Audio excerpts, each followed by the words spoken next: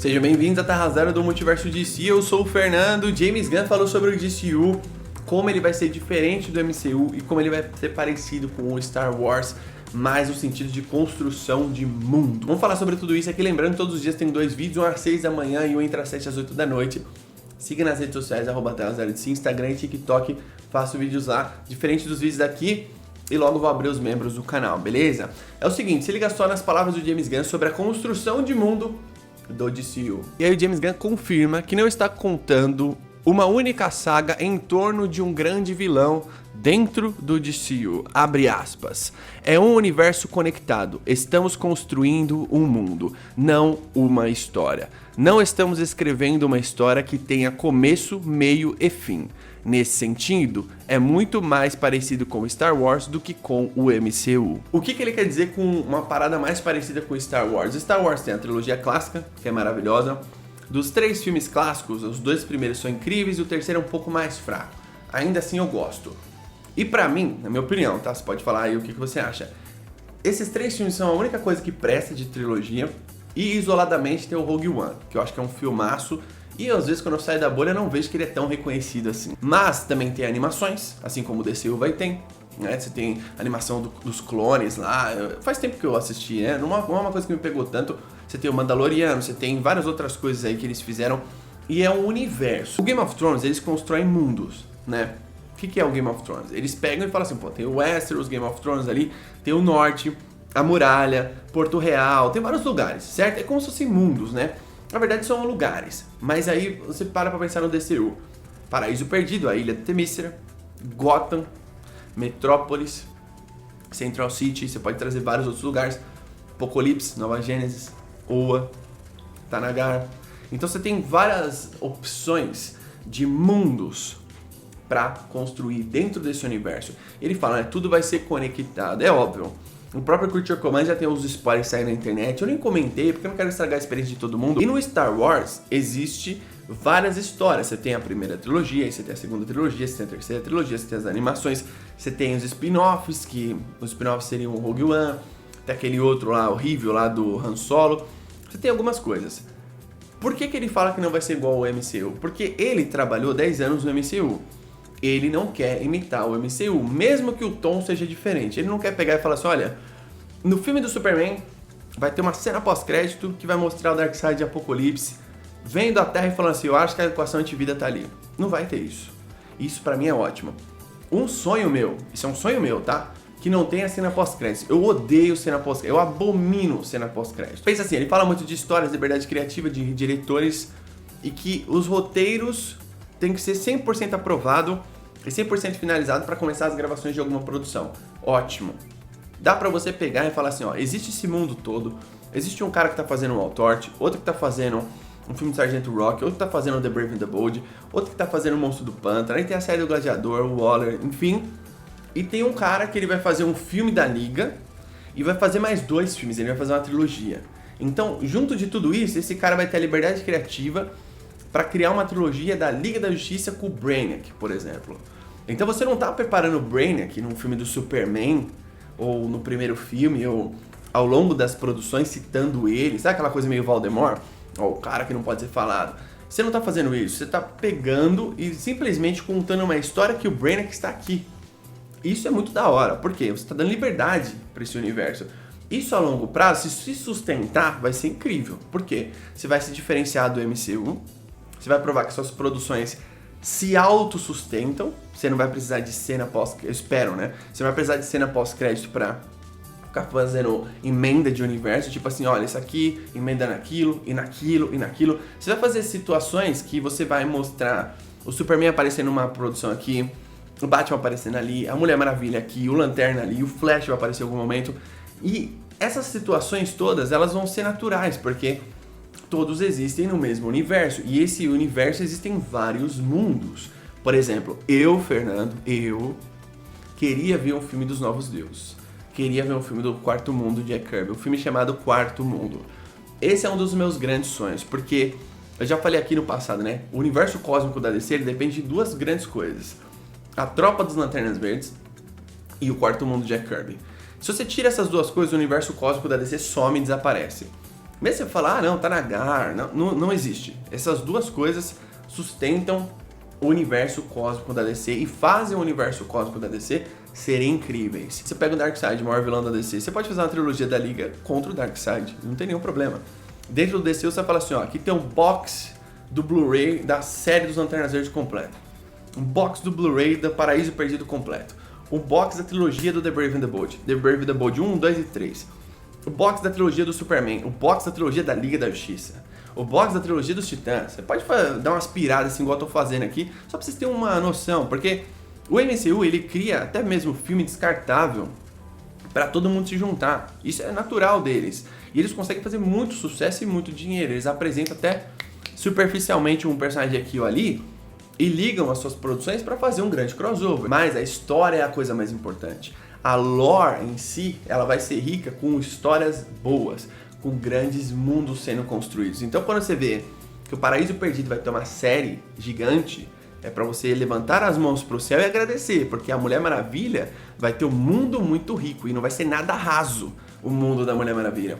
Quando eles falam que a Bat-Família vai estar totalmente aqui no DCU, você tem que levantar as mãos pro céu e dar graças a Deus que você vai ver o Asa Noturno, o Capuz Vermelho, o Damian Wayne, um Robin, talvez a Caçadora mesmo, que o James Gunn praticamente confirmou, uma Batgirl, uma Batwoman. Você vê todo mundo, tá ligado? Então o mundo do Batman não vai ser raso. Então a gente tá construindo os heróis da DC, eles, né, estão construindo o DC Studios, DCU, de uma maneira bem interessante. Vocês não concordam? Que tipo, você vai estar expandindo o universo, construindo um mundo ao redor desses personagens. Então Metrópolis tem que ser uma cidade muito incrível no filme do Superman. Tem que mostrar como é legal o planeta diário, como o Lex Luthor é praticamente o dono da cidade, em termos de dinheiro, em termos de, né? E você tem que mostrar como que vai ser todo ali o lance de Smallville. O mundo do Superman precisa ser relevante, o mundo do Batman precisa ser relevante.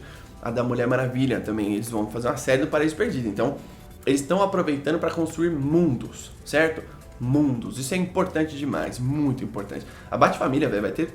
Acho que todos os personagens que você ama vai estar na Bat-Família, vocês não tenham dúvida. Todo um mundo ao redor deles, tipo, no qual eles estão inseridos para construir grandes histórias, para apresentar grandes histórias, para quando chegar ali no 9º, 10º ano, você tá contando só boas histórias, você não tá falando assim, ó, tô finalizando o universo. Porque pensa assim, um dia, pode ser que isso aconteça, o James Gunn saia e ele fala assim, ó, beleza, ó, eu construí até aqui, agora vão entrar outros CEOs no DC Studios e vão trabalhar daqui para frente. Então você não precisa, tipo, simplesmente encerrar o DCU. Você pode simplesmente fechar o arco de cada personagem com trilogias, vilões, enfim. Mas você não precisa encerrar. Você não precisa falar assim, pô, beleza, a Liga da Justiça acabou, né? Os atores não vão mais fazer parte desse universo. Por isso que 10 anos não é tanta coisa, assim. Você vê atores no MCU voltando, depois de, sabe, deles jogarem um caminhão de dinheiro e falar, ó, Downey Jr., volta aí. Mesmo que seja um vilão, não importa, volta aí, eu quero você de volta. Isso é natural em Hollywood, isso sempre vai acontecer. Eu espero que o DCU construa grandes histórias e tragam grandes vilões.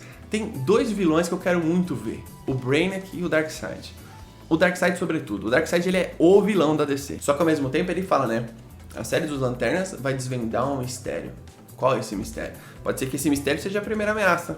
E aí nessa ameaça, você mostrou na série dos Lanternas uma pista e ele vai aparecer lá na frente no filme da Liga. Ah, então foi você que fez aquilo. Ou você que matou fulano que o Hal e o John estavam investigando. Tipo, algo do tipo, né? Tô chutando aqui. Só no achismo. O fato dele falar que não tem começo, meio e fim, que você fez o primeiro capítulo, deve ter pelo menos uns 3 capítulos, esses 10 anos. Vocês não concordam? E aí, você chega ali no 10º ano, você entregou os 3 capítulos que você desenhou. Você pode renovar contrato com o James Gunn, Peter Safran, ou trazer outras pessoas. Talvez algum diretor se destaque a ponto de pegar o DC Studios como co-CEO no futuro, porque o que eu tô falando aqui é tipo assim, a gente vai ter 8 a 10 anos se tudo der certo, se tudo fizer grande sucesso. Eles podem renovar para mais 10 anos de franquia com o DC Studios, porque não é nem renovar, né? Porque o que eu tô falando aqui é o seguinte, a gente vai chegar num momento agora que a DC vai fazer filmes de gênero de super-herói, certo? Filmes e séries. Então já tem alguns exemplos que a gente sempre cita. Isso são 10 anos de plano. Só que o James Gunn fala que ele não escreveu um começo, meio e fim. Por quê? Ele vai contar histórias. Então as histórias vão ter começo, meio e fim. A série do Lanterna vai ter um começo, meio e fim do que eles querem contar pros Lanternas. Paraíso Perdido é a mesma coisa. Então, sei lá, um filme do Batman é a mesma coisa. Quando chegar ali no 10º ano, e eles já tiverem completado os capítulos que eles prometeram e desenharam para Warner Bros, pro David Zaslav, pode vir algum diretor que se destacou nesses filmes, ou diretora, não sei, ou algum produtor, e assumir no lugar do James Gunn. O próprio James Gunn pode ficar mais 5, 10 anos, não importa. Eles vão fazer filme super-herói para sempre. Isso é uma coisa que nunca vai acabar.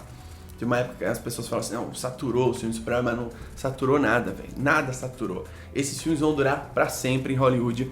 A verdade é que eles vão ter um momento de muita alta, um momento mais ou menos, um momento de muita alta, um momento de mais ou menos. Tudo depende da qualidade, porque são marcas muito famosas, muito gigantescas. Batman, Superman, Mulher Maravilha, vários outros super-heróis por aí, são eternos, né? Eles duram gerações, gerações, gerações, gerações.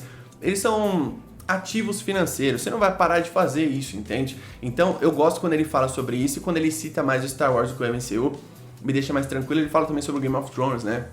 Alguns personagens vão ter a moralidade complexa, aquela coisa mais de tipo, será que ele é um vilão ou será que ele é um herói, né? O que ele é? Então tem alguns personagens que você pode trazer isso. Eu acho que o DCU tá num caminho certo. Eu gosto da ideia de pegar personagens subestimados e fazer produções, tipo a Caçadora. É óbvio que a gente quer um filme do Flash, que a gente quer um filme, né, tipo de outros personagens famosos da DC, mas a Caçadora é uma personagem feminina que ela pode fazer muito sucesso no DCU. Faltam heroínas relevantes em Hollywood em termos de super-herói. A gente só viu a Mulher Maravilha. A Supergirl vai ter sua chance agora, certo? Embora lá no MCU tenha as atrizes super famosas, enfim, mas no nível de relevância da Mulher Maravilha não tem nenhuma. Todo mundo concorda comigo. Até porque é meio a heroína inalcançável. Só que a DC tem várias heroínas fodas que eu acho que ela precisa aproveitar.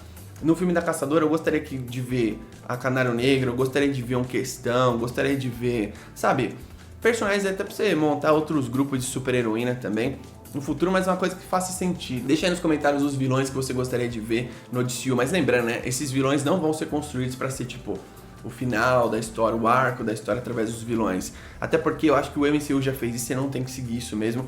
Dá pra você contar grandes histórias sem precisar seguir esse padrão que eles seguiram. Eu acho que o Darkseid, ele é obrigatório aparecer em 10 anos. Não é possível, mano.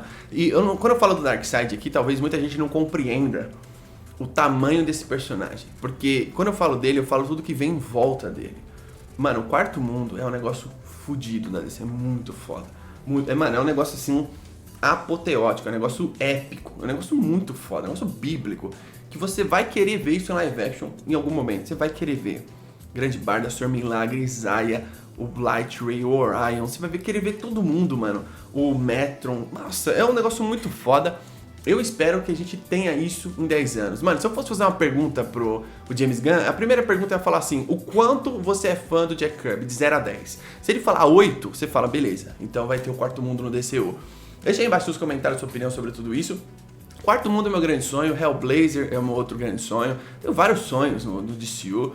Acho que a DC tem personagens subestimados, tipo a Zatanna, é super poderosa, né? Então acho que falta um capricho aí da DC, da editora. Eu sei que ela ganhou uns quadrinhos recentemente aí, mas eu acho que existem super-heróis que o James Gunn pode trazer pro estrelato, certo? Personagens também, quem sabe o Sargento Rock, um grande ator, um grande filme, vai fazer muito sucesso. Eu gostaria muito de ver um filme do Sargento Rock.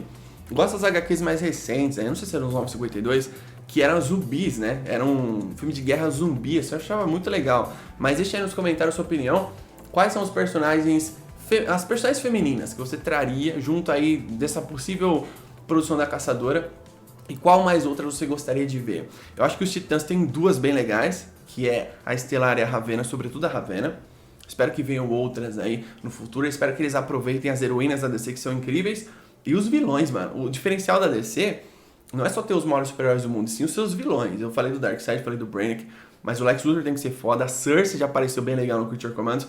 Espero que os vilões da DC se sobressaiam. Então deixa aí nos comentários sua opinião sobre tudo isso. Tamo junto, até a próxima.